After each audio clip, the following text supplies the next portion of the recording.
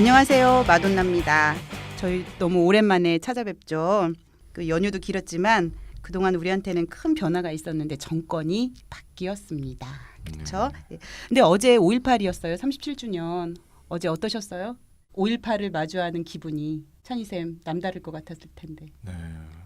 이렇게 우울하세요 목소리가. 그냥 뭐 네, 네 그렇습니다. 그렇나요? 네. 유프로님은요? 어제라도 특별히 남달랐던 건 아니고요. 네. 늘 해마다 그런 것 같은데 네네. 어제는 뭐 대통령이 바뀌면서 네. 4년 만에 처음으로 이제 간 거죠. 네네, 이명박 그렇죠. 대통령도 참석은 했었다고 그러더라고요. 처음 취임 초기에 갔었어요. 예.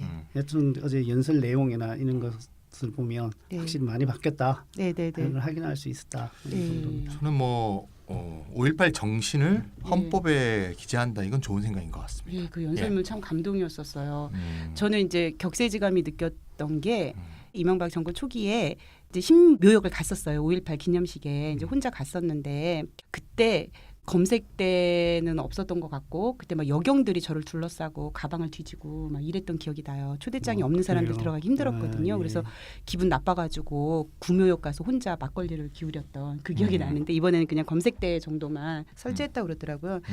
그리고 또 이제 30주년 때 노무현 대통령 연설문하고 한번 좀 비교를 해봤어요. 어제. 네. 근데 그때는 연설문에서 통합을 강조하는 그러니까 이성적 어떤 통합을 강조하는 그런 연설문이었었거든요. 근데 어제는 좀 남다르게 이제 위로와 감동을 받았던 연설문이었다고 저는 생각을 해요. 그래서 정치라는 게 이게 외부 환경을 변화시키는 것뿐만 아니라 이게 우리 국민들에게 심정적인 어떤 위로와 감동도 줄 수 있구나 이런 생각이 좀 들었었어요.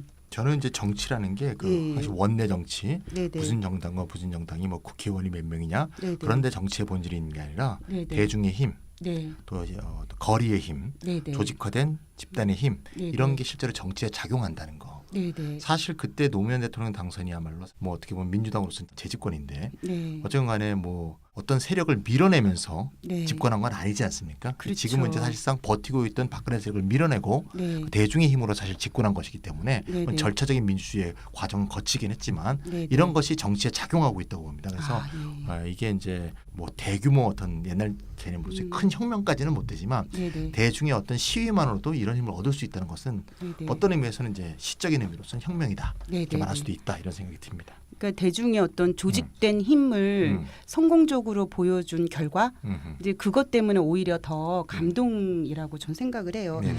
자, 우리가 어제 5.18 37주년 맞아가지고 서론을 길게 얘기했는데요.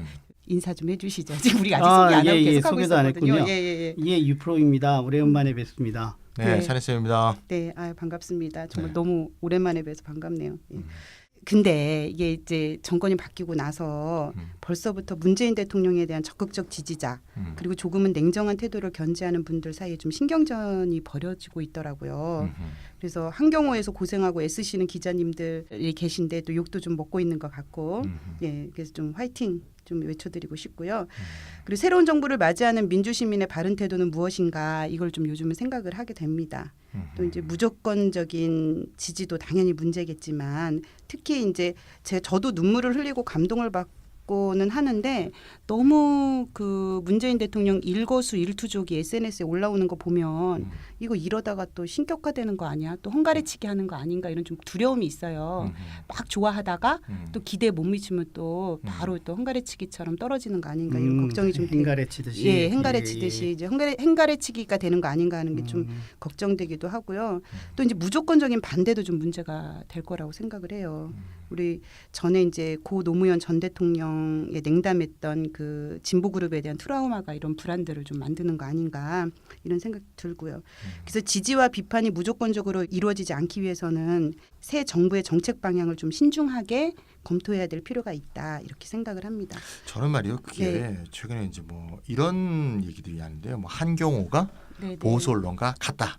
그래서 뭐 구진보는 보수 세력과 한편이고 네. 신진보가 새로운 어떤 참여민주주의 새로운 시대를 열어야 되고 뭐 한경호하고도 전투가 필요하다. 난 이건 좀 오바라고 봅니다. 그러니까 나는- 신진보의 정의는 또 뭐예요? 그러니까 그런 것도 사실은 그런 건 시적인 담화지 네. 어떤 실체가 없는 거죠. 사실은 현재로서는. 음. 그래서 실제로 우리가 좀 냉정하게 생각해 보면 네. 한경호라고 이렇게 좀 얘기하는 것도 이상하지만 어쨌건 진보 언론의 어떤 힘 네. 이런 것 자체가 SNS와 함께 네, 네. 사실 우리가 촛불 집회라든가 우리 지금까지 이렇게 어떤 이루는데 사실 큰 역할을 한 거고 그럼요. 문재인 대통령의 당선에서도 사실 큰 이익을 담당한 거고 잘 생각해 보시면 그 박근혜 최순실 농단 사건도 한겨레 신문에서 보도된 게 굉장히 중요한 사건이었거든요. 그렇죠. 예. 그런 걸 싹 지워버리고 이게 같은 세력이다 이렇게 얘기하면 참 곤란하고요. 이런 것만큼이나 곤란하다고 봐요. 바른정당하고 네. 무슨 한국당이죠? 나 그 자식들 이름이 항상 생각이 안 나요. 자유한국당인가요? 자유한국당. 네, 바른정당과 자유한국당이 똑같고 네. 또는 바른정당하고 더불어민주당이 똑같은 본질이다. 이렇게 얘기하면 그거 동의할 수 없잖아요. 그렇죠. 그거 다 차이가 있지 않습니까? 네, 네, 네. 근데 그거를 보수 언론하고 한경호하고 조중동이 똑같다. 이렇게 얘기하는 거는 그렇게 말하는 심정은 이해가지만 네, 네. 그렇게 얘기하는 건 좀 문재인 지지자로서는 적절한 태도가 아니다. 이런 너무 생각이 들어요. 과하다고 생각을 해요. 네. 우리가 그 기레기들 득실거릴 때 그나마 그 진보 그룹의 언로가 되어 주었던 거는 한경호거든요. 그럼 그건 부정할 수 없잖아요. 그러니까 뭐 누구는 대통령 이름을 붙였고 네, 네. 누구는 대통령 안 했고 누구는 뭐 반올림을 했다. 누구는 반올림을 안 했다. 네. 사진이 너무 어둡게 나왔다. 옆으로 찍었다. 저는 이런 건 좀 과거 노무현 전 황당하다고 봐요. 저는. 네. 참여정부 네. 때 네. 감정적인 싸움이 있었던 것들에 대한 트라우마가 네네. 있는 것 같아요. 네, 트라우마라고 그리고 말씀하셨죠. 새로운 정부가 출범했을 때 네.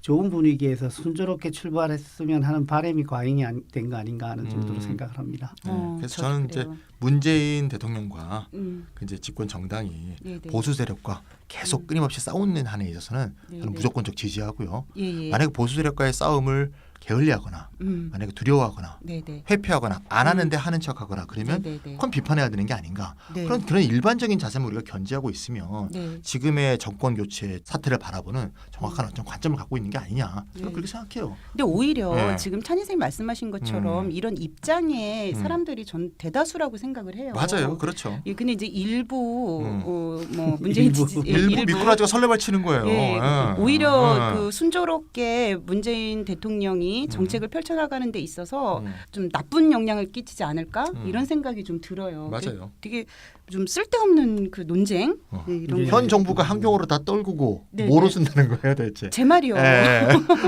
제 말이. 예. 하지만 뭐 저는 정책의 내용이 중요하다고 생각을 합니다.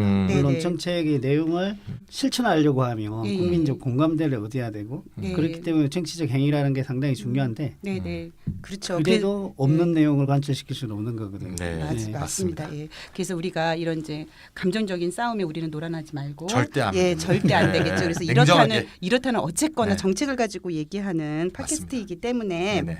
이제는 오늘은 이제 문재인 정부의 경제 공약을 진단하는 시간을 좀 마련해 봤습니다. 네. 예. 뭐 방대한 공약을 한 번에 다 살펴볼 수는 없기 때문에 이번 시간에는 새 정부가 가장 역점을 기울이고 있는 일자리 공약에 대해서 알아보기로 하겠습니다. 자, 기억하시죠? 문재인 대통령 취임하자마자 인천공항을 방문해서 비정규직의 정규직화를 실천에 옮기셨어요. 도대체 이건 어떤 신호인지 이것도 좀 얘기를 해봐야 될 것 같고 또 대통령 산하의 일자리위원회를 어느 위원회보다 먼저 설치한다는 방침을 내세웠거든요. 그리고 일자리의 창출과 고용 안정화에 의욕을 보이고 있어요. 근데 재미난 건 제가 어제 어떤 소식을 들었냐면 혹시 사진에서 문재인 대통령 부부가 입은 등산복 보셨어요? 주황색? 기자들과 등산할 때도 입었고 이 부부가 뒷산 산책을 하시는데 주황색 그 바람막이를 입으셨어요. 그러니까 그 회사로 사람들이 전화를 막 한 거예요. 그거 있냐? 그 옷 있냐? 그 옷 근데 그 옷이 사실은 다시 안 만드는데 이제 다시 재출시를 한다는 거예요. 그러면서 10명의 비정규직이 있대요. 그 회사에. 근데 그 10명을 정규직화하겠다. 뭐 이런 얘기를 하더라고요. 그래서 뭔가 이 문재인 대통령의 이 인천공항 행위 다른 사기업에도 영향을 이렇게 미치는 건가? 뭐 이런 생각도 들기는 좀 들었고요. 여하튼 국민들은 대체적으로 환영하는 입장인 것 같은데 또 유프로님 어떻게 보세요? 예, 많은 분이 공감하실 것 같은데요. 방향은 제대로 잡았다. 네. 그리고 확실한 모습을 보여주고 있다라고 저는 생각을 합니다. 지금 한국 경제 최대의 문제는 전반적으로 경기가 침체하고 있고 그 가운데 소득의 양극화가 심화되는 거거든요. 네. 근데 이게 각각 따로 있는 것이 아니라 한국 경제가 침체하는 이유에 바로 소득 양극화의 문제가 자리 잡고 있습니다. 물론 세계 경제 부진으로 수출이 정체된 상황이 기본적인 배경을 이루고 있죠. 그런데 그 소득의 양극화가 일어나고 있는 이유 중에 하나가 일자리가 부족한 상황에서 네. 비정규직 노동자가 양산되고 있거든요. 그래서 대기업과 중소기업 간의 임금 격차가 크게 나는 그 상황 속에서 또 비정규직과 정규직 사이에도 임금 격차가 크게 나고 있습니다.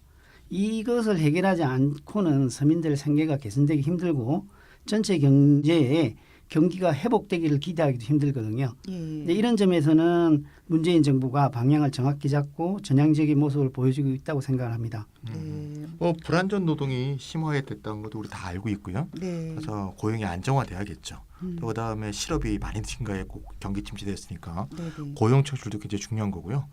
그런 거에가 최대 현안이라는 뭐 국민적 합의가 있는 것 같고요. 그런 면에서 문재인 대통령이 화두의 방향은 네. 이제 올바르다고 보는데, 근데 문제는 이제 정책의 성공이라는 건 정책을 맡은 사람 또는 최고 책임자의 의지만으로 보장되는 게 아니라 네.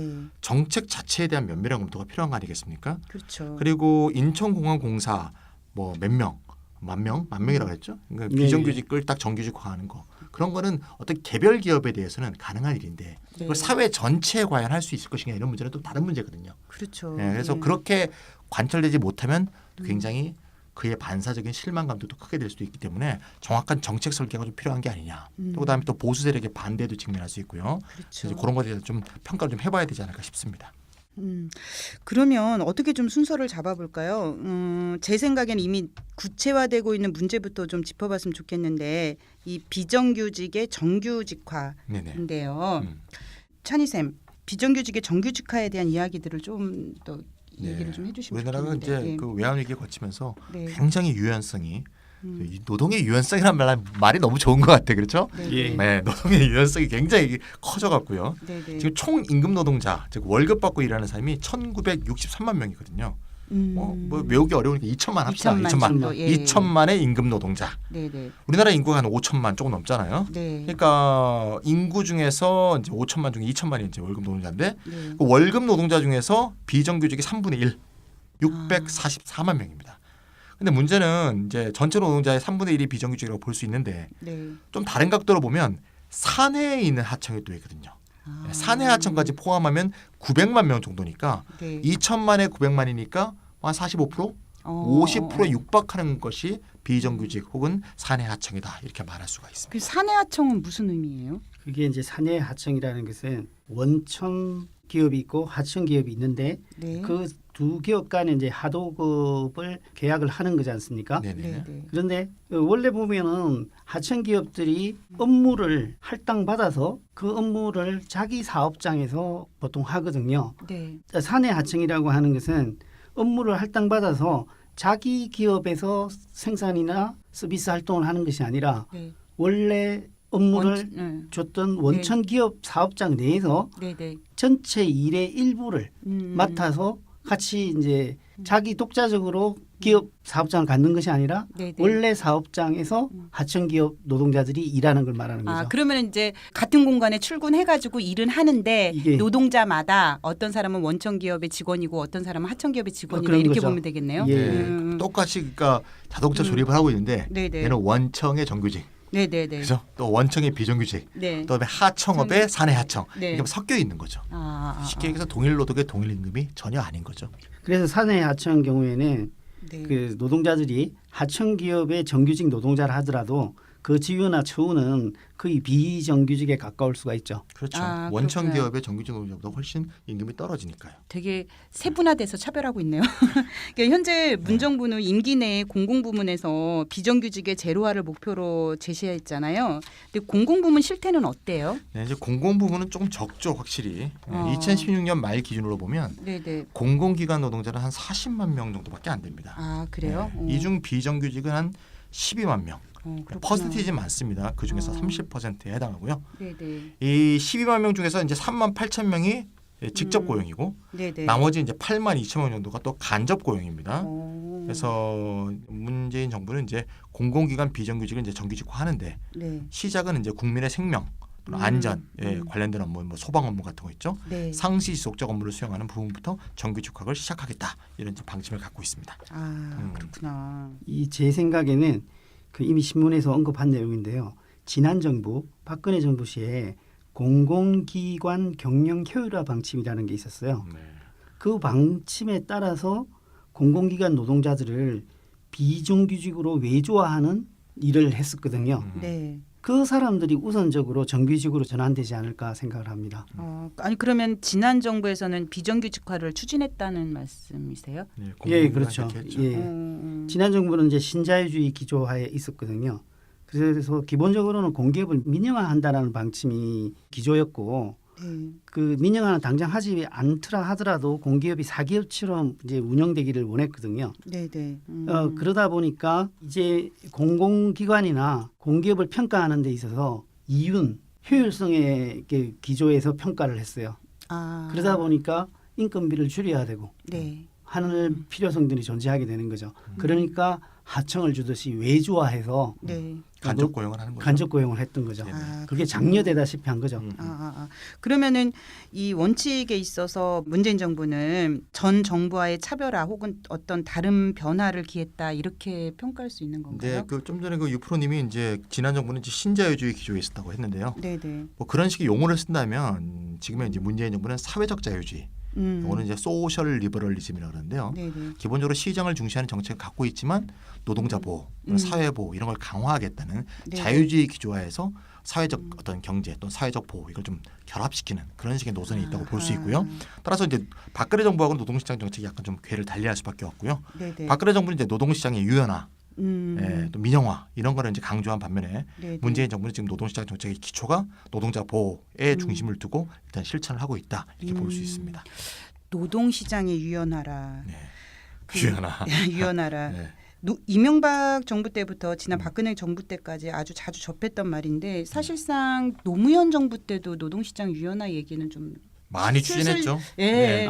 그렇게 직접적으로 말은 안 했을 거예요. 직접적으로 말은 안 했지만 근데 이제 유연화의 기조는 계속되어 왔죠. 계속되어 네네, 김대중 그렇죠. 정부 때부터. 그건 저희가 했던 말이군요. 그 그때는 기조 때문에. 네, 신자유주의 전성기 때라서 예. 네, 실제로 다 그렇게 쭉 흘러갔죠.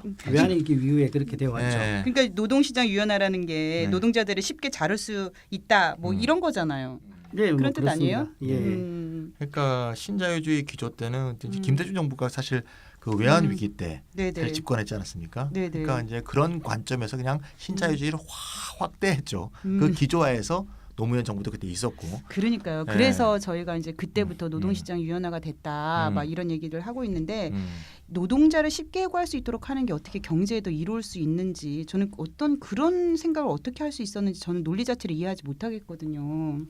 이제 기본적으로 시장주의자들은 그렇게 생각을 하는데요. 네. 이제 그들의 입장에서는 기업들이 고용을 늘리지 않는 이유는 한 번 고용하면은 네. 해고하기가 어렵기 때문에 고용하지 않는다고 생각하는 거죠. 네네. 그래서 쉽게 해고할 수 있으면 쉽게 고용할 수가 있기 때문에 노동시장이 유연해지도록 하면은 기업이 고용을 늘릴 거라고 주장을 하는 거죠. 경제학에서는요, 이게 네, 일하는 사람은 사람이 아니에요. 사람이 아니네요. 수치에 수치, 노동력 이런 네네네. 거니까 네. 전혀 뭐 사람이 어떻게 사는가 이런 건 사실 경제학 안에 없어요, 사실. 그러니까 우리 아주 익숙한 건데. 그러니까 해고되고 나서 네. 잘리고 나서 네. 한 사람의 삶이 어떻게 그런 거 변화하는가 관심 이것은 그런 거 경제학 안에 없어요. 없고 없어요, 그런 거. 몇 명이 쉽게 네. 해고되면 또 그 빈자리를 또 몇 명을 또 채용해서 쓸 수 있다 뭐 이렇게 숫자적으로 보는 것 같네요. 아니 물론, 그럼 예. 물론 그렇게 해고된 사람이 또 네네. 쉽게 다른 직장을 또 기업에 갈 가질 수 수 있다. 있다라고 생각하는 거죠. 참 쉽다. 네. 근데 경기가 좋을 때는 많이 고용했다가 또 경기가 안 좋아지면 대량 해고한다는 거잖아요. 그러니까 그 말은 노동자들을 달면 삼키고 쓰면 뱉는다. 뭐 이런 뜻일 텐데 경기가 안 좋아져서 생긴 부담을 노동자들에게 다 떠넘기겠다는 것이나 다름없는데 그렇죠. 예, 왜 경제 이롭다는 건지 저는 도무지 이해가 안 돼요.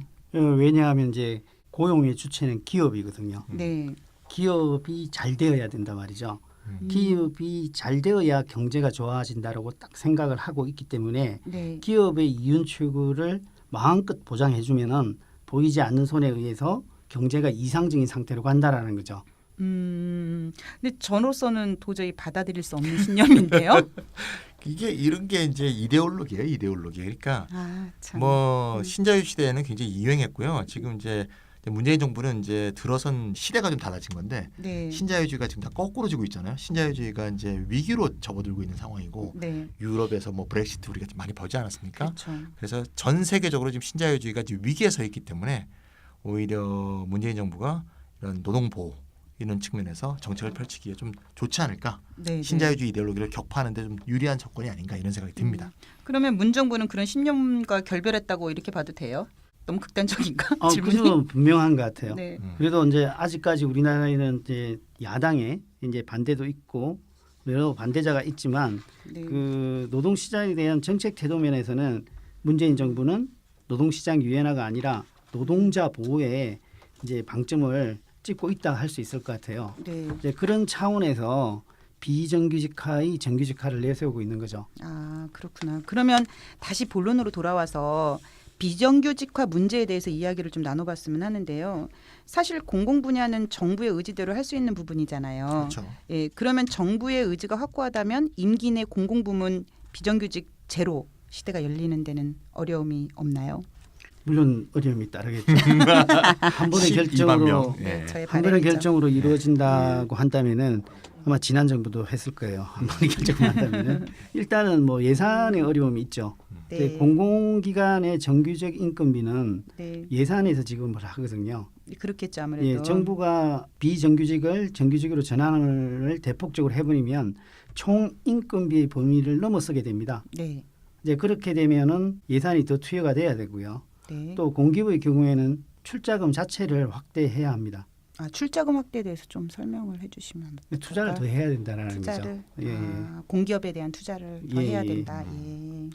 뭐 정부가 뭐 주도적인 어떤 조치를 하는 거는 여러 가지 방법이 있어요. 예를 들면 뭐 이제 기업을 평가할 때 공공기업들이 평가를 해야 되지 않습니까? 네. 얼만큼 경영을 효율적으로 했느냐, 네. 이윤을 얼만큼 냈느냐 이렇게 보기보다 네. 정규직화를 얼마나 늘렸느냐, 정규직화 비율 이런 거를 이제 경영 평가의 자료로 딱 정해서 인덱스로 정해서 네. 평가하면 되는 거죠. 그러면 자꾸 공기업에 자꾸 정규직화를 이렇게 압력을 정부로부터 줄 수 있는 이런 걸 만들 수가 있는 거죠. 아, 근데 문제는 이제 공기업이 적자 기업이 많아요. 그렇죠. 이제 아무래도. 적자가 더 늘어날 수가 있는데 네. 그렇게 되면 역공을 받게 될 가능성이 있지 않은가 이런 생각이 좀 문제입니다. 예. 어떻게 생각하면 공기업의 적자는 너무나 당연한 거라는 생각도 든데. 맞습니다. 드는데, 예. 공기업은 적자가 나야 됩니다. 그러니까요. 어떻게 근데 보면. 그런 점은 어떻게 보완해야 될까요? 예, 그게 이제 가장 논쟁적인 사안인데요. 이제 당장은 예산 확충을 통해서 이제 해결해야 되고요. 그리고 이에 대한 이제 재원 확보는 결국은 증세를 할 수밖에 없지 않나 생각합니다.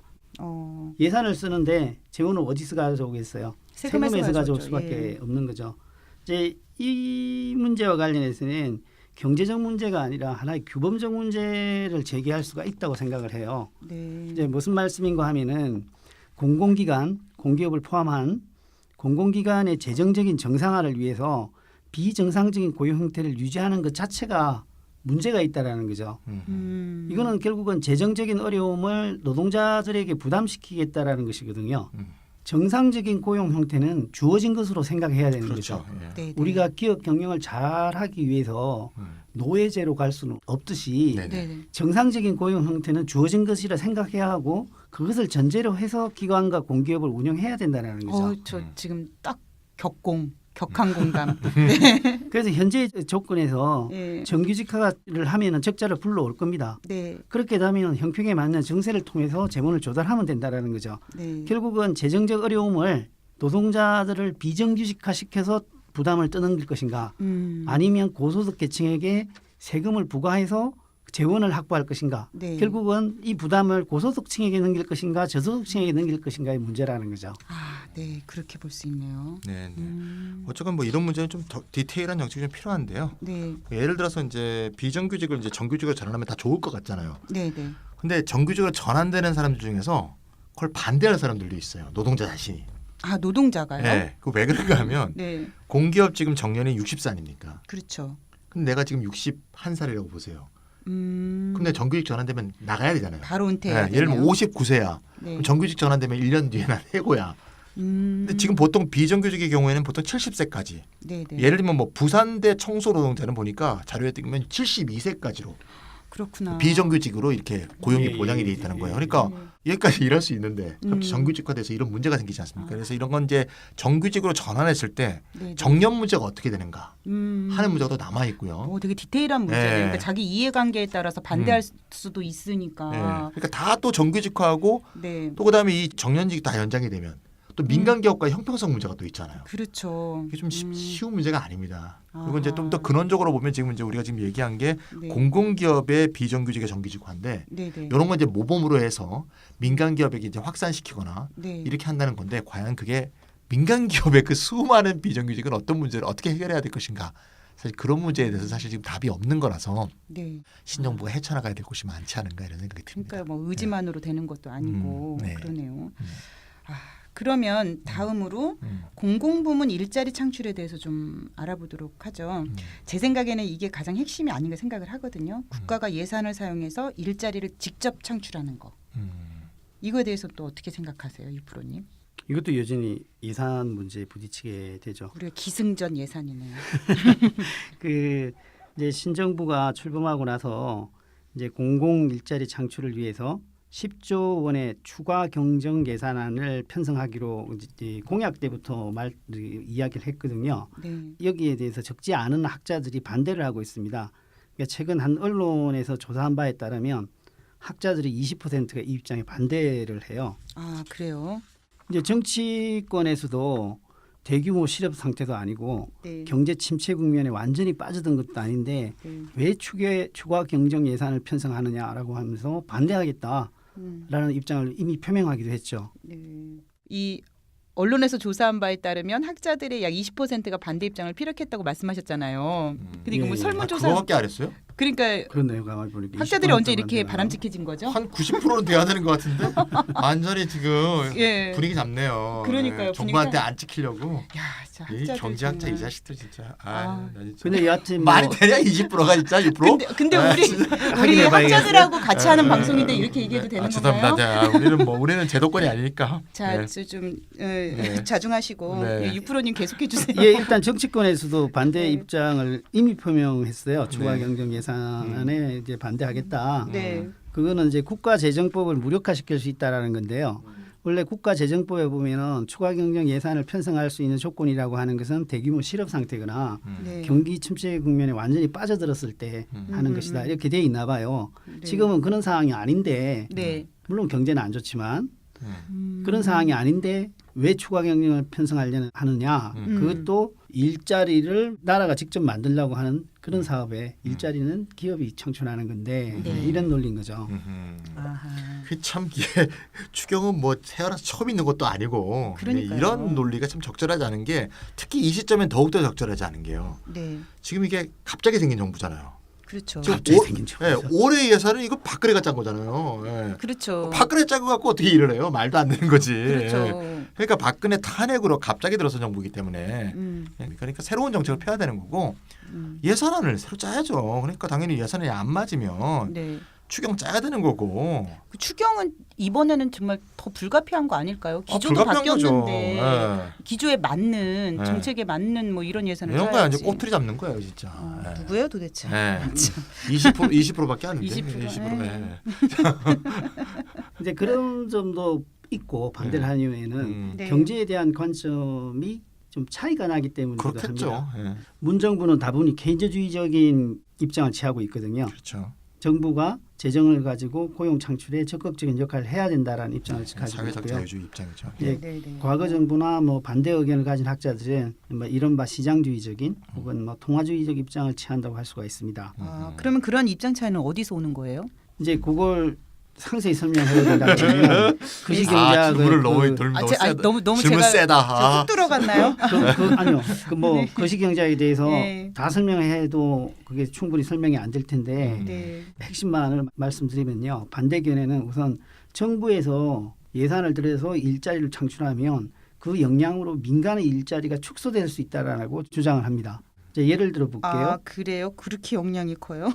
예를 들어서 예. 정부가 투자해서 고용을 늘리기 위해서 빵 공장을 지었다. 정부 빵 공장을. 네. 그렇게 되면 민간의 빵 공장과 경쟁을 하게 되지 않습니까? 네. 그러면 시장을 나눠 갖게 되죠. 네. 네. 그럼 민간 기업은 판매가 예전보다 반으로 줄 수도 있단 말이죠. 네. 그러면 고용을 줄이게 되잖아요. 네네. 그러면 공공 부문에서는 창출이 됐는데 고용이 네네. 네. 민간에서는 그만큼 고용이 줄어들 수가 있는 거죠. 아 그래요? 근데 이렇게 얘기하면 언뜻 맞는 얘기 같은데요. 지금 우리 공공 영역이 굉장히 많은데 굳이 공공 영역의 일자리를 창출한다고 해서 뭐 이렇게 민간 기업과 경쟁하는 막 그런 업체들을 만들고 뭐 그럴까요? 예를 저는 들면 그런 거. 그러니까 이제 이런 예가 그래서 저는 그러니까 이게 논리적으로는 맞으나 이렇게 예를 드는 거는 오히려 민간 기업의 편을 들어주는 예 아닌가 이런 생각도 좀 약간 들기도 해요. 그러니까 민간 기업과 경쟁하는 빵 공장을 지으면 안 된다라는 거죠. 예, 그러네요. 네, 그렇게 받아들이면 지금 되나요? 예. 현 정부가 그래서 네. 좀 하려고 그러는 일자리 공공부문 확충한다고 하면서 네, 네. 일자리 지금 공무원 뭐 11만 명? 12만 명. 12만 명 그렇게 5년간. 하고 있죠. 예. 주로 이제 확정을 한 일자리가 이제 소방관, 경찰관, 이제 복지전담 공무원, 네. 근로감독관이라든가 뭐 네. 요양, 보육, 의료 이런 것들인데요. 네. 이런 그 일자리는 좀 아무래도 좀 다른 것보다는 아까 그 빵 공장보다는 네, 네. 민간의 서비스나 민간의 생산이나 네. 민간의 서비스 생산을 구축하는 경향이 좀 낮거든요. 예, 줄이는 그렇죠. 경향이 좀 예, 낮다는 거죠. 예. 근데 좀 이런 또 다른 면에서 이런 면도 있어요. 이미 우리나라가 좀 문제가 이런 서비스들이 좀 우리나라 지금 좀 매우 시장화돼 있거든요. 그러니까 공공 서비스로 돼 있어야 되는데 그렇죠. 시장에 상당히 좀 많이 맡겨져 있어요. 네, 네. 그래서 일부는 나는 구축 효과가 좀 있을 것 같다는 생각도 좀 있어요. 그래서 네. 구축 효 네네. 제가 빵 공장을 예를 든 것은 구축 네네. 효과의 음. 효과를 확실하게 보여주기 위해서 네, 네. 말씀을 드렸던 거고요. 네. 아, 제가 뭐 유프로님한테 뭐라고 한 건 아니고. 사회 서비스라 하더라도 경합 관계에 있을 수가 있습니다. 네, 네. 경찰관을 확충해 보면 청경찰이 줄어들 수가 있거든요. 그렇죠. 네, 네. 네. 근데 꼭- 또 역으로 어. 지금 청경들이 그 경찰의 영역으로 가는 건 안 되는 건가? 음. 아, 그건 민간 기업에서 저기 채용한 청경이라 그건 좀 다를 수도 어렵죠. 있겠구나. 예, 예. 그리고 예를 들어 돌봄 그렇군요. 서비스 같은 거는 공공 네. 서비스를 늘리면 민간 네. 서비스 좀 줄 거예요. 확실히 조금. 예. 그럴 수는 예, 있겠네요. 그다 세밀하게 측정해 봐야 되는데 어쨌건 간에 뭐 완벽하게 다 구축한다 이렇게 보기는 어렵습니다. 그래도 예. 좋은 일자리가 늘어나면 그렇죠. 좋을 것 같은데. 분명히 네. 일자리의 질은 좋아집니다. 일자리 이건- 질이 좋아져야 예, 되는 거잖아요. 민간 서비스에 예. 맡기는 것보다 공공 서비스에 맡기면 네, 훨씬 네. 질이 좋아지고 예, 거기 예. 서비스 질도 좋아지니까 그러니까요. 그런 면에서는 좋은 거죠. 근데 네, 수치적으로 얼만큼 더 이렇게 유발 효과가 있는지는 네. 완벽하지는 않습니다. 확실히. 예. 그래서 예. 예산으로 2만 명을 늘려도 네. 사회 전체적인 일자리가 2만 명이 안 늘어날 수가 있다라고 비판을 하는 거죠. 네, 네. 근데 그런 면도 있는 것 같아요. 그런 면이 근데 네. 분명히 있기 때문에 네. 정책 설계를 오히려 그런 걸 신경 써서 세밀하게 하죠. 세밀하게 한 것 같아요. 네. 소방관, 경찰관, 복지전담 공무원 네. 아무래도 사회 서비스 부분에서 창출을 하겠다고 했기 때문에 네. 민간 부분하고의 경합성이 떨어지는 걸로. 떨어지는 걸로 하는 거죠. 네, 네, 빵 네. 공장은 짓지 않는다는 거죠. 네, 쉽게 네, 네. 말씀드려서. 그러니까 좀 생산적이지 않은 걸로. 빵 공장 그쵸. 하니까 옛날에 우리 초등학교 때 급식 먹던 그 빵 생각나지 왜? 그 맛없던 빵. 예. 어머 그래서- 선생님들 저기 급식에 빵이 나왔었어요. 빵하고 우유 옛날에 먹었어요. 있었죠. 아, 그래요? 아니 분식을 장려하던 세대 출신입니다. 아, 유시 그러시군요. 밥을 때- 먹으면 안 됩니다. 밥을 먹으면 유시 그날은 때 분식을 얘기했어요. 먹어야 돼요. 나 지금 생각해보면 좀 황당하죠. 아, 그러니까요. 예. 밀가루를 꼭 먹어라. 아니 먹는 것까지 정부가 통제를 했어요. 그럼요. 옛날에는 예. 진짜. 대단했어요. 아, 쌀 막걸리 못 만들었잖아요. 우리가 그때. 그런 시절을 살았군요. 그래갖고 나라 경제가 살아났다는 소리를 하니까 좀 황당한 거지. 그러니까요. 그거 뭔 상관이에요, 그 두 개. 근데 지금 우리가 하는 얘기랑 지금 이게 상관이 아, 몰라, 없는데 하여튼 다시 나 다시 이제. 돌아가서 네. 다시 돌아가서 유프로님. 이게 이제 정부가 네. 공공부문에서 고용을 늘리려고 한다면은 사회적으로는 유익한데 네. 비생산적이어야 돼요. 네. 예, 그 아까 말씀드렸듯이 이제 상품을 생산하면 빵 같은 걸 생산하면 분명히 구축을 해버린단 말이죠. 그렇죠. 그리고 빵을 생산하면 판로를 생각해야 되거든요. 네. 이제 그래서 조금 반복된 이야기인데 서비스 중에서도 민간이 공급하기에는 적합하지 않은 부분에서 네. 고용을 창출해야 되는 거죠. 네, 네. 저도 충분히 이해가 돼요. 들어보니까. 그리고 또 다른 문제가 있는데요. 예산을 통해서 고용을 창출하게 되지 않습니까? 그러면 이제 그 자체는 긍정적인 역할을 합니다.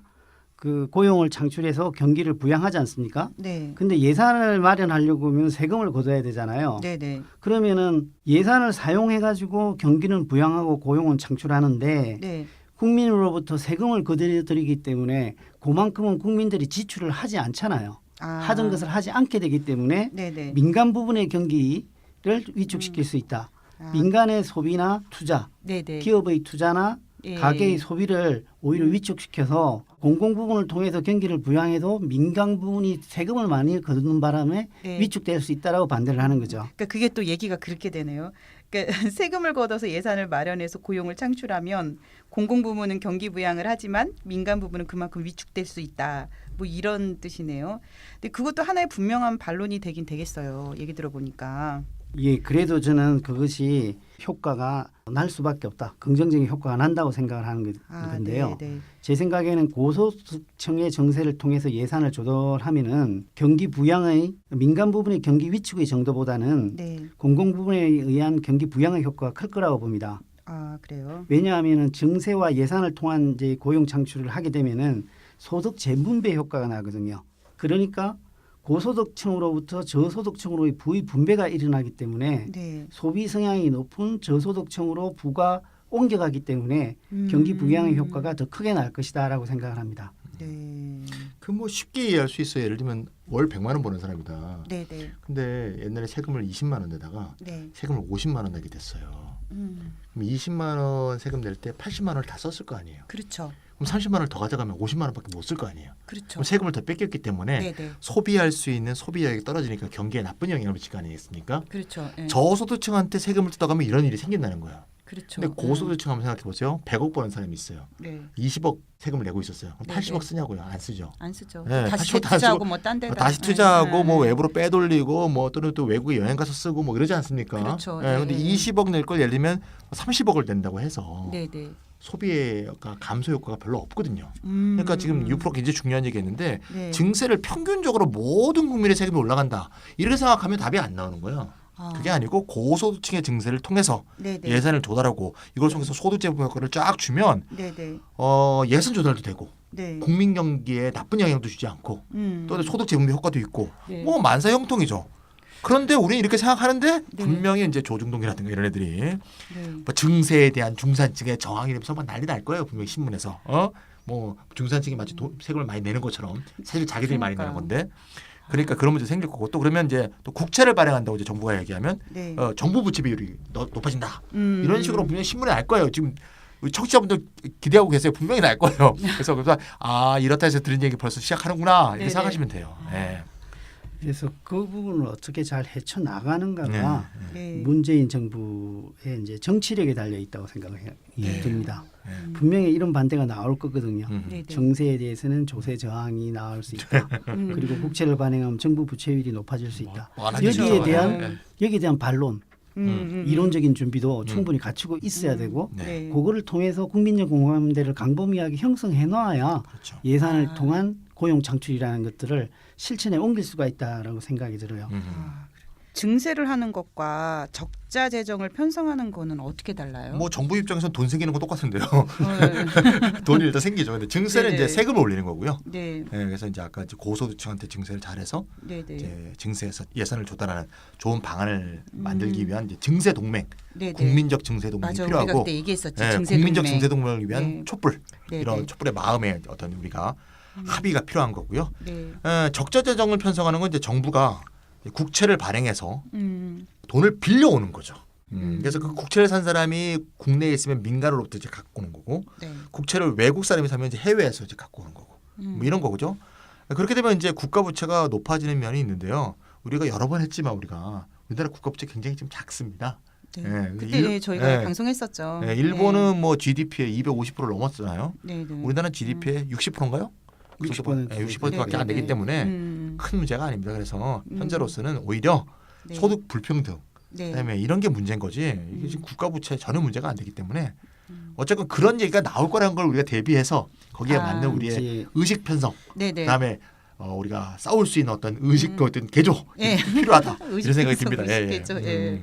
거기에 대해서 예. 또 이제 어떤 식으로 반박이 나올 것인가 하면은 국가 부채를 늘리는 것은 네. 후세대, 네. 다음 세대에게 빚을? 빚만 옮겨주는 것이다. 음. 부담을 미래로 미래에게 부담 준다. 미래 주는 세대에게 거다라고 예. 하는 거거든요. 그러니까 무책임한 거다라고 하는데, 그래 맞아요. 국가 부채가 늘어나는 건 좋은 일이 아닌 거는 맞잖아요. 근데 그 자체로만 보면 분명히 부채가 많은 것이 좋을 리는 좋을 리는 없죠. 없죠. 예. 네네. 그러니까요. 끝까지 안 갚아도 되는 부채라면은 뭐 모르겠지만 갚아야 되는 부채라면은. 네네. 근데 이제 제가 설명을 드려볼게요. 지금 네. 현재 우리나라의 사정을 딱 보면은 가계는 가계 부채가 많아서 소비를 늘릴 수가 없어요. 네. 가계 부채 갚기 위해서 오히려 저축을 해야 되거든요. 그러니까 소비 절벽 이야기가 나온단 말이죠. 네. 기업은 저축이 많아요. 저축을 많이 해뒀어요. 근데 계속 저축을 해요. 왜냐하면 경기가 낙관적이지 않으니까 투자를 하지 않는 거죠. 맞습니다. 어허. 그러면 뭔가 비전이 열려야 돼요. 한 곳에서. 네, 네. 어디서 열 수 있겠습니까?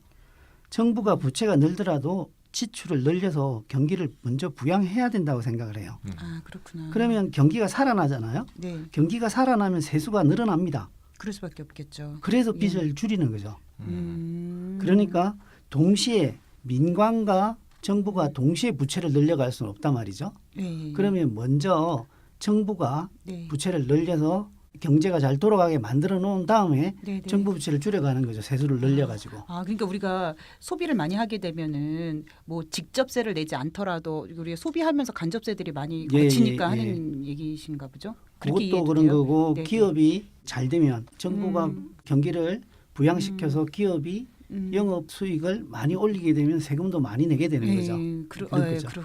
그렇게 되겠구나. 예. 그런데 다행히 우리나라가 좋은 점이 외국 같은 경우에 2008년 같은 이 위기 때문에 유럽 같은 경우는 정부 부채도 많고 가계 부채도 많은 상황에 놓여 있거든요. 우리는 다행히 가계 부채는 많지만 정부 부채가 적어요. 그럼 정부가 지출을 통해서 경기 부양의 마중물 역할을 할 수 있는 여력이 충분하다는 거죠. 아 그렇구나. 그러면 유프로님은 문정부의 정책이 성공할 것으로 낙관하시나요? 야, 이거 어려워. 낙관하시나요? 막 던져 막. 아 어렵다. 예. 그리고 당연히 어려움이 있겠죠. 성공하면 좋겠죠. 성공을 해야 되겠죠. 예. 근데 이제 일단 뭐 추가 경정 예산을 편성하는데 다른 어려움이 있는 것처럼 네. 이제 예산을 네. 이렇게 통해서 경기 부양을 한다고 했을 때 국민적인 공감대를 잘 형성하지 못하면 아까 드린 말씀인데 야당의 반대에 부딪혀서 실제적으로 실행에 옮기기가 힘든 상황에 직면할 수도 있다. 특히 예산을 집행하는 국회가 여소야대 상황이란 말이죠. 그러니까 특별하게 정치력이 요구되는 시점이다라고 생각이 듭니다. 그리고 세계 경제가 안 나빠져야 돼요. 네. 예, 버티는 줘야 된다라는 거죠. 그러니까요. 예. 그는 이제 운이죠. 운에 맡길 수밖에 없고요. 그리고 유프로님은 전반적으로 긍정적으로 평가하시네요. 방향은 제대로 잡았다라고 아하. 저는 생각을 합니다. 그러면은 매년 10조 원을 투자해서 5년간 81만 개 일자리를 창출한다는 공약의 실현 여부는 어때요? 실현 가능할 수 있을까요? 목표가 그게 공공부문 일자리 81만 개죠. 네. 그 중에서 이제 공무원 일자리가 이제 17만 4천 개인데요. 네. 공무원은 이제 자연 감소분이 한 5만이 있어요. 이제 떠나게 되는 거죠. 그럼 이제 5년 동안에 이제 12만 4천 개를 창출할 계획이라고 하는데 나머지가 이제 공무원 빼면 네. 63만 6천 개 아닙니까? 그렇죠. 그럼 이게 이제 공기업들, 공공기관의 이제 비정규직들 혹은 간접 고용돼 있는 사람들 이제 정규직 하겠다든가 아니면 이제 뭐 사회 서비스 분야 종사자로 정규직 하겠다. 좀 그런 내용인데요. 이게 참 만만치 않습니다. 어떻게 생각하십니까, 유프로님은? 뭐 공약 때 나온 이야기거든요. 네. 그래서 뭐 82만 개까지 달성하기는 네. 어렵지 않겠나 생각을 하지만 상당한 효과를 거둘 수 있다라고 생각을 하거든요. 이제 한번 계산을 해보면 돼요. 계산을. 네, 지금부터 정신을 좀 똑바로 차려야 되겠네요. 이제 숫자 나올 것 같은 느낌적 느낌이. 이제 대략의 예산인 거죠. 근데 네. 10조 원을 한 해 투자한다고 했단 말이죠. 이게 10조 원 하면 또 헷갈리시죠. 얼마인지. 네. 우리나라 예산이 400조 정도 되는데 거기서 40분의 1 정도죠. 그리고 10조면 동그라미가 몇 개인가 하면은 많이 4개, 억이면 8개, 네. 조면 12개거든요. 그러니까 13개입니다. 13개. 아니 저희 청취자분을 아이, 몰라. 아니 청취자분을 뭘로 보시고 이거 저는 뭐 엄청 어려운 숫자 나올 줄 아, 알고 뭐 긴장했더니 하네, 무슨 이게. 동그라미 몇 개인 얘기를 해주시네요. 일단 이제 10조를 한번 계산해 볼게요. 10조로 몇 개 일자리를 창출할 수 있는지. 네. 1인당 연봉을 한 4천만 원으로 꼽고요. 네. 그런데 연봉은 4천만 원이라 하더라도 1인당 유지 비용은 한 2배 정도 됩니다. 유지 비용이요? 예. 소방관을 뽑았다. 아하, 소방관 월급만 줘서 소방관이 일을 할 수 있는 건 아니지 않습니까? 그렇죠. 소방차도 사야죠. 그리고 책상도 둬야 되고. 그러면 그게 한 8천만 원 든단 말이죠. 이른바 운영비가 드는 거죠. 예. 예. 네. 그리 전제하면 10조 원으로 1년에 연봉 4천만 원짜리 일자리를 12만 5천 개나 만들 수가 있습니다. 그죠? 그러네요. 그리고 이제 이런 일자리가 민간 일자리를 구축하면 안 되겠죠. 근데 소방관을 만든다고 한다면 이게 될 거 아닙니까? 네. 근데 여기서 생각을 해봐야 되는 건데 1년 이후에도 이것이 지속되려면은 그 사람들이 최소한 운영비를 벌어와야 돼요. 이익은 안 나더라도 자기 운영비 정도는요? 인건비와 자기 유지비는 벌어와야 되거든요. 네, 근데 소방관이 돈 버는 일자리는 아니잖아요. 돈 일자리가 아니지 않습니까? 불잘 껐다고 해서 좀 돈 더 주고 뭐 누가 그러니까요. 불 꺼준 사람이 돈 주고 이런 게 아니잖아요. 사회 대부분 네. 봉사하는 일자리란 말이죠. 네. 영업 그렇죠. 이윤을 올릴 수 있는 데가 아니에요. 네. 그러면은 매년 10조 원이 들어야 돼요. 그렇죠. 그러면은 5년간 매년 10조 원씩 쓰면 12만 5천 개 일자리를 꾸준히 유지할 수는 있다라는 거죠. 네. 그래서 일단 5년간은 그 공무원 일자리 17만 5천 개를 채우겠다라고 네. 한 것은 자연 감소 부분까지 이제 고려를 해버리면 10조 원을 들여서 12만 5천 개 일자리는 유지할 수 있다. 그러면 50조를 드려야 된다는 거죠. 50조를 줘야 네. 돼요. 매년. 네. 매년이 아니라 연간. 예. 연간. 네, 네. 연간 10조니까 5년이면 5년이면 50조. 50조. 예, 예. 50조를 드리면 17만 5천 개를 유지할 수 있다. 그래서 그런 이제 내용이죠. 예. 그리고 예산이 매년 10조 정도가 고용 창출의 예산을 확보만 할 수가 있다 한다면은 네. 지속적으로 예산을 그렇게 투자를 하면 되거든요. 네. 그리고 이제 비정규직의 정규직화를 통해서 양질의 일자리를 만들어내면 공공 부문에서 상당한 일자리가 창출될 거로 봅니다. 근데 81만 개까지는 힘들 것 같아요. 그러네요. 힘들어요. 그렇지만 10조 원을 지속적으로 재원을 확보해서 네. 이 정도의 일자리를 만들어낸다면은 서민 생계의 개선, 경기 부양의 측면에서 네네. 다 효과를 상당히 거둘 수 있지 않을까 생각을 해요. 제가 이제 힘들지 않냐고 이제 제가 이제 토스를 했는데 네. 이게 돈만 동원을 해서 예산만 확보해서 일자리를 늘린다. 이 계산이 안 나와요. 이게 지금 벌써 안 나오지 않습니까? 그래서 이런 방법 갖고는 안 되고 네. 결국 이제 노동시간 단축 이거라는 이제 제도적 개혁이 필요하지 않냐 이런 생각이 들고요. 네. 그래서 노동시간 단축이 굉장히 일자리 창출에 굉장히 중요한 수단이다. 이걸 우리가 잊지 않으면 될 것 같습니다. 그렇죠. 노동운동의 역사는 노동시간 단축의 역사라는 말이 있잖아요. 9시간 노동제, 8시간 노동제, 뭐 그렇죠. 35시간 노동제, 뭐 32시간 노동제 이런 식으로 네. 가고 있는 거죠. 예. 그래서 노동시간 단축은 지금과 같이 과학기술이 빠르게 발전하는 상황에서는 매우 자연스럽게 진행될 수 있지 않을까 하는 생각도 좀 해봤어요. 자연스럽게 돼야 되는데 그게 참.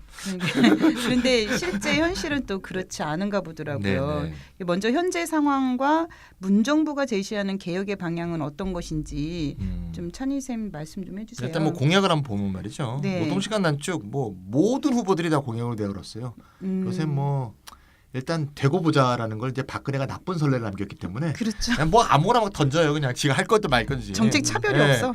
해봐야지 아는 거지 뭐 네, 안 하면 네. 고만인 거고. 네. 그래서 현재 법정 최대 근로시간이 지금 주당 68시간으로 돼 있거든요. 네. 이걸 52시간으로 줄이는 것을 이제 목표로 하고 있고요. 근데 법정 최장 노동 시간은 어떻게 주당 68시간이나 돼요? 이게 사실 논쟁적이기까지 한데요. 네네. 우리가 알고 있는 거는 법정 노동 시간은 주 5일 8시간씩 40시간 알고 40시간이지 않습니까? 거기가 추가 그러니까 최장 노동 시간이 68시간이라는 건데 네. 그리고 연장 노동 시간을 12시간 허용하고 있습니다. 맞아요. 그러면은 이제 52시간이잖아요. 네. 그런데 2004년에 고용노동부가 토요일, 일요일은 주 5일에 포함되지 않기 때문에 토요일, 일요일에는 또 일을 할 수 있다 하는 유권을 내서 그랬어요. 그래서 거기다 16시간을 보태면은 네. 68시간까지 노동이 가능합니다. 너무하다. 주말에 그래- 일 시켜도 된다 뭐 이런 뜻이네요.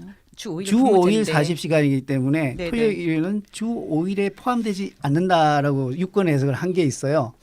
그게 행정적인 조치였는데 네. 그것에 의해서 우리는 지금 현재 68시간까지 노동을 할 수 있게 돼 있죠.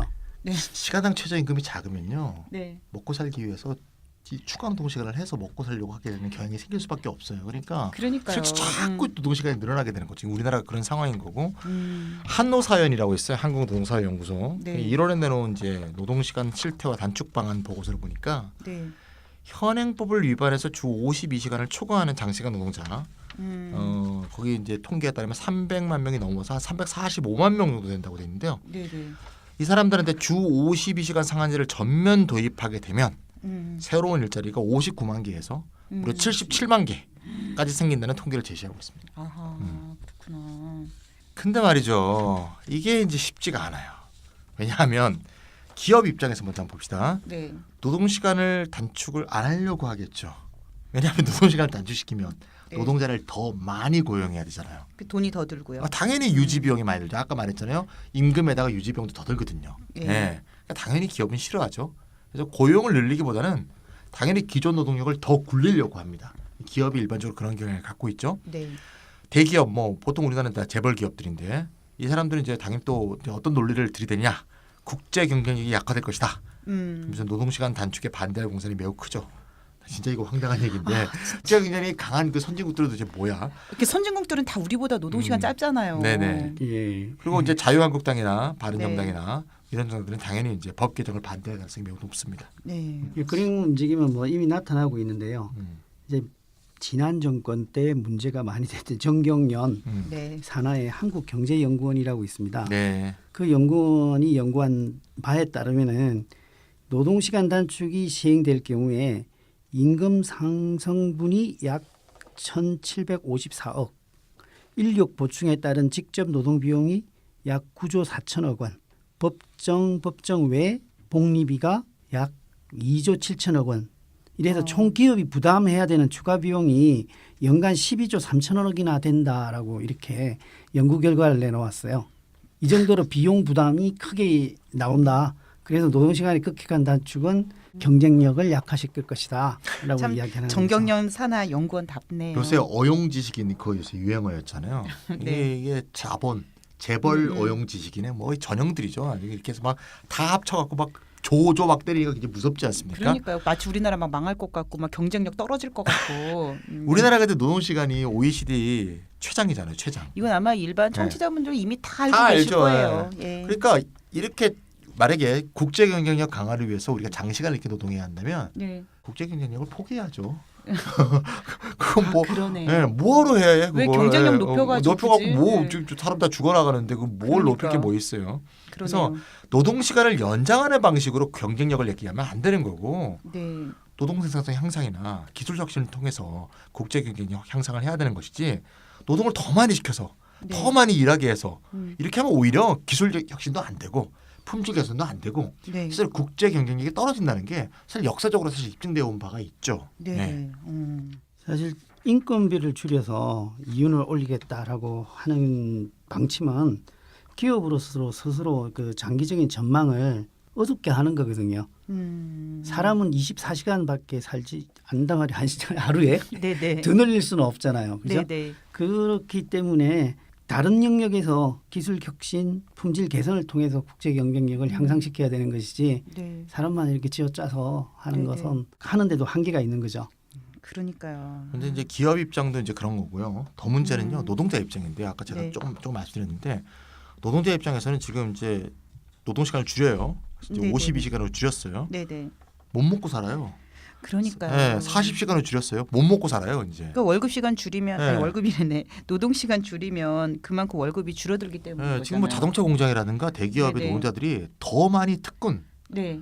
뭐 장시간 근무, 그다음 뭐 야근, 네. 휴일 근무 하려고 난리거든요. 서로 더 일하려고. 그래야 먹고 살 수 네, 있으니까. 네, 그렇기 때문에 네. 노동자들이 노동시간 단축을 원하지 않는다는 이 지금 상황 네네네. 이거 자체를 타개해야 되는 문제가 더 큰 문제입니다. 그러니까 그게 또 네. 근본적인 문제인 거예요. 네네. 그게.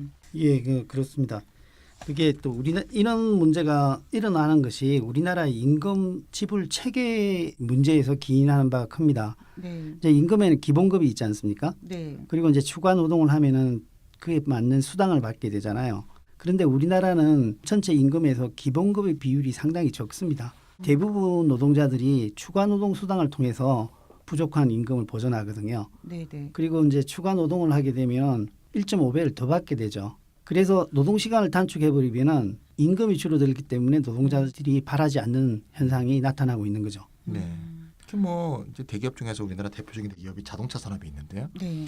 휴일 뭐 이거 근로 시간 없으면 노동자 평균이 한 20% 정도 임금이 줄어든답니다. 아. 그러니까 한 8천 받던 사람이 네네. 6천 받게 되면 네. 네. 그렇게 할 리가 없죠. 사실 우리나라에서 여간이 이런 거 다 반납하고 일하고 있는 그러니까요. 정말 과로 사회 아닙니까 사실. 그렇죠. 우리 진짜 과로 사회예요. 그래서 이제 노조에서는 이제 또는 노동운동에서는 근로 시간을 단축해서 네. 단축해도 임금이 삭감이 안 되는 네, 임금 네. 삭감 없는 노동시간 단축. 네네. 사실 유럽에서도 많이 그런 식의 요구를 갖고 많이 싸웠잖아요. 네네.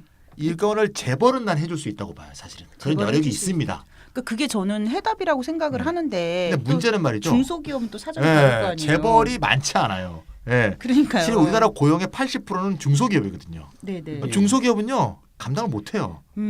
그러니까 결국 전 산업적으로 본다면 특히 네네네. 고용의 80%를 책임지고 있는 중소기업 입장에서 본다면 네네. 이거는 근로시간을 단축시키면 네네. 그만큼 소득이 줄어드는 거에 대해서 네네. 어떻게 소득을 보전해 줄 것인가 네네. 이 문제에 대한 방법이 제시되지 않으면 네. 근로시간 단축을 할 수 없다는 거예요. 그 유프로님 중소기업은 또 다른 문제가 있지 않을까요?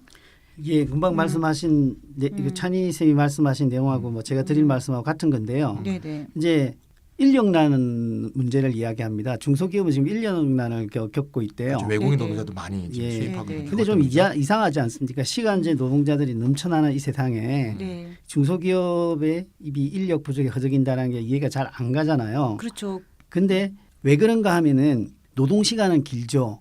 임금은 박하죠 하니까 중소기업으로 안 가는 거예요. 네네. 그래서 노동 시간을 줄여버리면은 네네. 중소기업들이 이제 인력 부족에 더 허덕이게 될 것이라고 이야기하는데 네. 노동 시간도 길고 임금도 박하기 때문에 네네네. 중소기업으로 안 오는 거거든요. 네네. 노동 시간을 단축하고 말씀하셨듯이 임금이 보존된다면은 네네. 인력 난도 해소될 수 있다라고 저는 생각을 합니다. 아. 그렇게 볼 수도 있겠네요. 예. 그리고 중소기업이 되게 어려운 처지인데 임금 보전을 어떻게 할 수 있어요? 그 재벌은 아까 가능할 것 같다고 하셨는데 재벌은 보장 없이 할 수도 있죠. 중소기업은 사실상 이렇게 돈이 별로 없잖아요. 그러면 임금 보전 하기가 어려울 것 같은데 유프로님은 어떻게 생각하세요? 정부의 지원이 있어야 되죠. 예, 정부의 지원이 있어야 되는데 네네. 그 부분에 대해서는 구체적인 방안이 나와 있는 게 없습니다. 이제 뭐 하나 뭐 생각해 볼 수 있는 것은 기업 규모라든지 네. 지금 현재 업종의 상황이라든지 네. 이런 것을 고려해서 단계적으로 노동을 축소하면서 정부가 적절한 지원 방안을 마련해서 네. 임금을 보존해 주는 네, 그런 네. 방식이 아니고는 노동 시간을 단축하는 걸 합의해 내기가 힘들다고 생각이 듭니다. 저는 이 노동시간 이 단축의 취지를 우리가 정확하게 네. 잊지 말아야 된다고 보는데요. 노동시간 단축의 취지는 일자리 창출이잖아요. 네. 많은 사람들이 이제 실업을 해소하고 네, 이런 네. 거기 때문에 확실하게 단축을 시켜야 돼요. 일단 단축하려면 약간 단축시키면요. 네. 그냥 노동 강도 그렇죠. 강화. 네, 그래서 고용 창출이 아련합니다. 또는 뭐 자동화의 유인 요건이 된다든가. 그렇죠. 그렇기 때문에 확 줄여야 돼요. 그런데 확 줄이게 되면 정부가 보존해야 될 소득 보존 얘기 또 왕창 된단 말입니다. 네, 네. 그래서 결과적으로 그런 문제는 결국 그래서 우리가 늘 얘기하지만 기본소득을 해결하는 게 맞다. 예. 네. 기본소득과 네. 노동시간 단축이 결합되지 않으면 네. 노동시간 단축을 이룰 수가 없다. 네. 그러니까 좀 더 이게 전반적인 사회 전체의 개조 네. 네. 이거를 수반되는 어떤 그런 방안을 갖고 이걸 보존해야지 정부가 예산을 몇 개 따와 갖고 이걸 갖다 보존한다 그러면 나는 못할 거라고 봐요. 근데 이런 방안이 현 정부에는 아직은 없다. 그러니까 분명한- 저희가 네. 그러니까 이 노동 시간 단축, 뭐 최저임금 인상, 기본소득 도입 이것을 분절적으로 하는 게 아니라 다 연동돼 이 세 있죠. 가지를 다 연동해서 맞습니다. 같이 고려해서 네. 시행을 해야 된다 이런 말씀이신 맞습니다. 거잖아요. 예. 그러니까 저도 생각하기에 그게 좀 꼭 필요할 것 같다는 생각이 좀 들어요. 근데 이제 요 며칠 사이에 그 기업 측과 노동자 측 사회적 대타협에 대한 이야기가 나오지 않습니까? 네네. 그러니까 노사정 협의를 기업 측은 노동시간 단축에 합의를 하고 노동 측은 임금 인상 요구를 자제하는 것으로 알고 있는데 전 좀 우리가 지금 되게 좀 대의적인 어떤 해법들을 찬희쌤하고 얘기를 했잖아요. 네. 근데 이 부분에 대해서는 어떻게 생각하시는지 유프로님 좀 궁금해요. 이게 개인 간 타협도 잘 안 되기 때문에 사회적 대타협은 상당히 어려운 일인데 네. 해법을 찾아낼 수 있는 방안 중에 하나인 것은 분명합니다. 그런데 이제 문제는 네. 노동과 자본의 양측의 이해관계가 완전히 일치하기가 어렵거든요. 아까 이제 여러 가지 예로서 설명했듯이요. 네. 그런 상황에서는 정부 지원이라는 하나의 수단이 동원이 되어야 네. 노동과 자본 간의 이해가 일치하지 않는 부분을 이어줄 수가 있다라는 거죠. 아. 그러한 보완 방식이 나와야만이 이제 대타협이 이루어질 수 있다라고 생각을 하는데 네. 예를 들어서 이제 그 문재인 대통령이 후보 시절에 네. 노동시간 단축에 대해서는 어떻게 이야기했는가 하면은 지금 68시간이라고 그랬지 않습니까? 네. 그게 행정적인 해석 때문에 그랬거든요. 네, 그 네. 행정적인 해석을 폐지하겠다. 그럼 52시간만 지키면 되는 거 아니냐라고 네. 말씀하셨거든요. 네. 아. 그런데 그러니까 법정 시간을 52시간으로 만들어 놓고 그 법을 지키게 만든다. 근데 너무 단순한 해법이거든요. 그렇죠. 아까 같듯이 임금이 줄어들기 때문에 그렇게 오히려 가능한 문제가 노동자들은 아닙니다. 그렇게 네. 안 하려고 안 하려고 하죠. 하는 네. 요인이 있다라는 네. 거죠. 네, 네. 거기서도 우리가 정부 지원이라는 것들을 이야기했듯이 이 사회적 대타협에서도 노사정이 같이 해야 되는데 노사정에서 정의해야 될 일이라는 것은 네. 노동과 자본의 이해 불일치를 간격을 메꾸어줘야 되거든요. 네, 네. 그것은 정부가 해야 될 일인데 그걸 하는 것은 재정적인 지원밖에 없다라고 생각이 들고요. 네. 그거는 또 다음에 다뤄야 되겠지만 네. 또 세금으로 연결되는 문제가 있죠. 아하. 근데 이 노사정 대타협이라는 거 참 많이 얘기하는데요. 네. 이게 사실 유럽 모델이거든요. 유럽의 노사정 대타협이라는 게 이제 흔히 우리 사회민주주의 모델이니 네. 복지국가 모델이니 네. 뭐 포드주의 모델이니 이런 표현을 쓰는데요. 정부가 중간에 중간자 역할을 하면서 네. 노동자 단체와 자본가 단체가 이렇게 합의를 해서 생산성 향상에 서로 함께 노동자는 협력하고 네. 자본가는 그 성장의 열매를 함께 나누는 네. 그런 식의 모델이거든요. 네. 근데 이거는 옛날에 자본이 잘 성장하던 성장 국면에서 가능했던 모델이지 지금같이 세계 경제가 침체에 빠진 상황에서 사회적 대타협으로 문제를 해결할 수 있느냐 나는 그 쉽지 않다고 봐요. 사실은 누가 양보를 해야 돼요. 그러니까 둘 다 이익을 봐서 파이를 크면서 둘 다 이익이 되는 그런 길이 없다는 거예요. 그래서 그렇죠.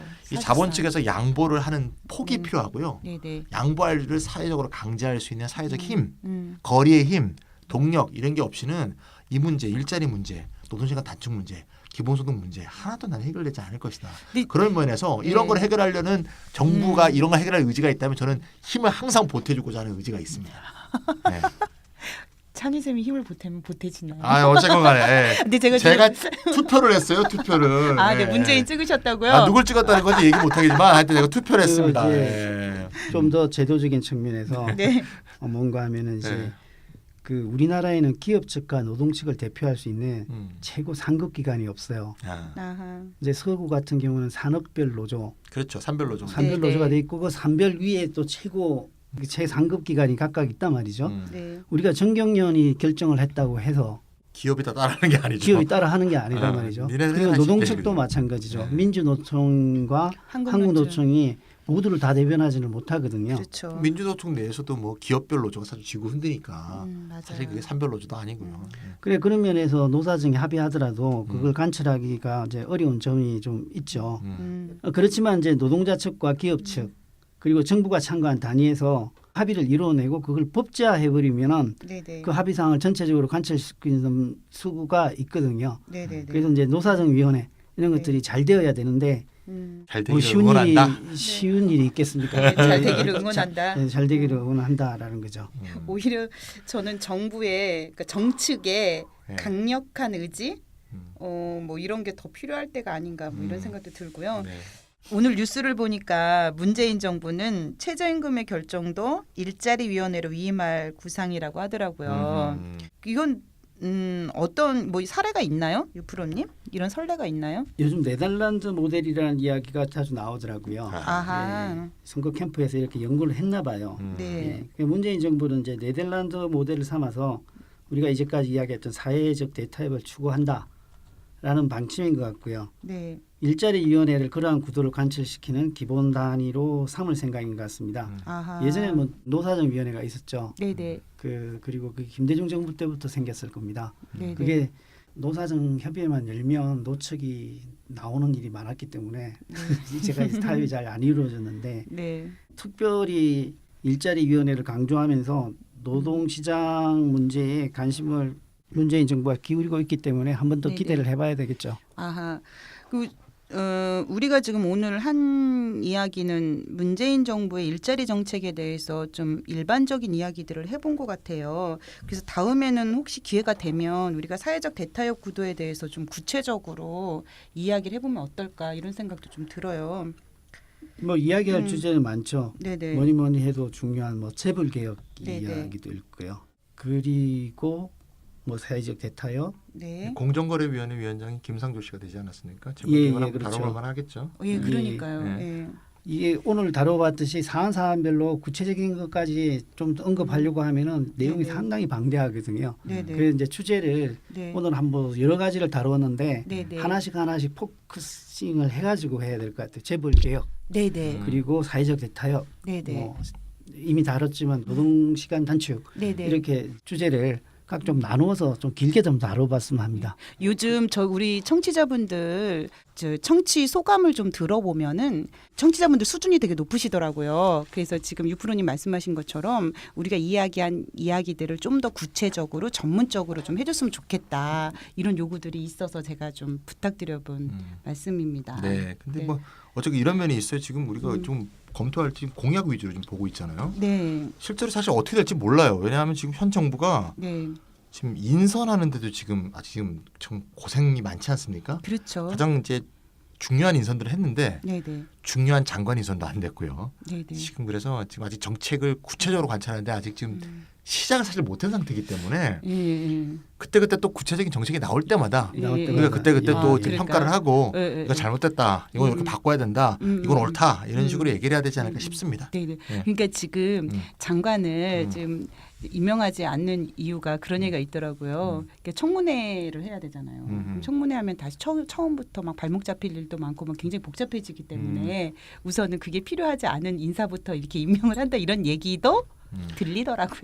뭐 국무총리가 통과가 되어야 네, 네, 장관을 네. 제청을 받아서 할 수가 있기 때문에 네, 네, 네. 예.